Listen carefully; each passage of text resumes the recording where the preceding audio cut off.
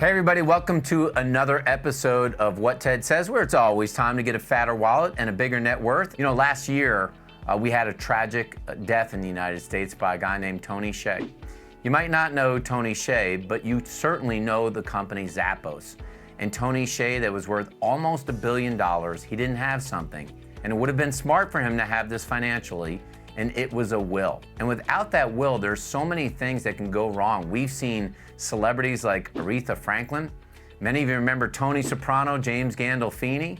And yes, even the legendary Prince had all kinds of problems because they didn't have a simple will. So one of the things people ask me all the time is, what's the top 5 things, Ted, I should include in a will?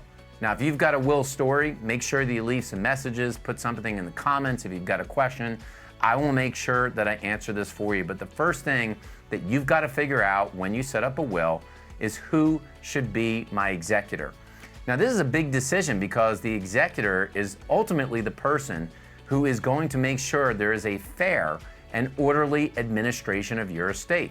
That if you say, hey, my baseball cards go to this person and my car is going to go to this person, that they are actually that individual that ensures that the court is following those orders and making sure that that property and your belongings go exactly where you want them to go. The next thing that you want to ask yourself is, what will happen to my property? Now, there is your personal property, like I said, things like your jewelry or collectibles or stuff like that. But I want to talk to you about your real property and really talking about land or real estate. One of the things that people do not realize is that if you own a home in your state, let's say I lived in Georgia, and I also owned a home in Florida, well, that real property is going to go through the court process or something they call probate in the state where actually the property is located, not the state that you live.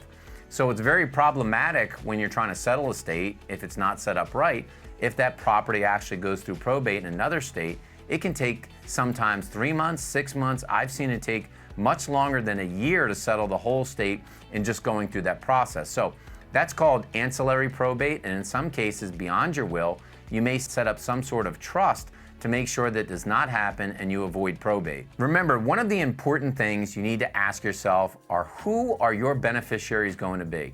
Some things, even if you have a will go through the will process, but some things are called a will substitute.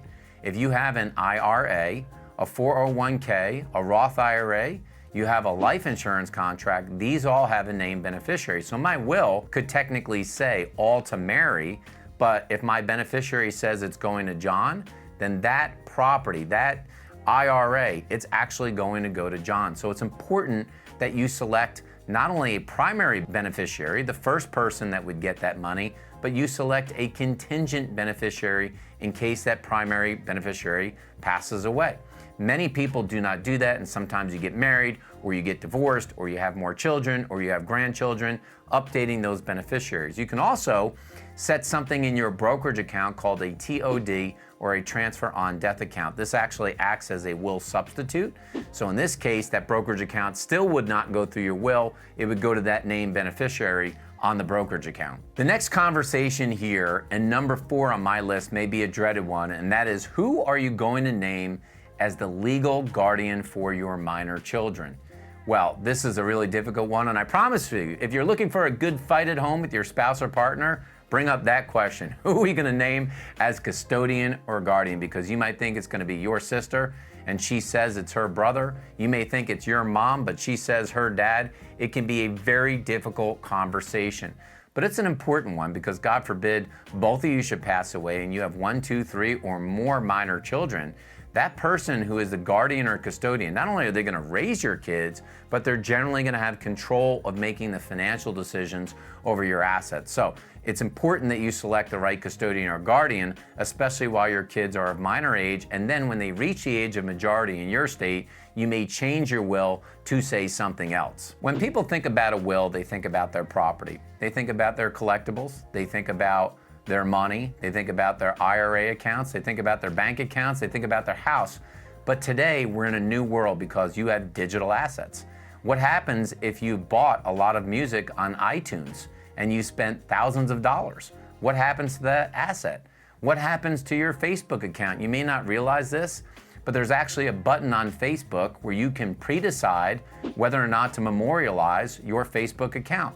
And all of these digital assets, some paid or unpaid, are things that you are going to want to take care of in your will, because you may have to prove it to these media or social media companies. So I call it a digital will, and that component is going to be an important part of making an overall will. Either way you cut it up, here's the news flash. If you don't have a will, the state that you live in actually has one for you. Yes, they do.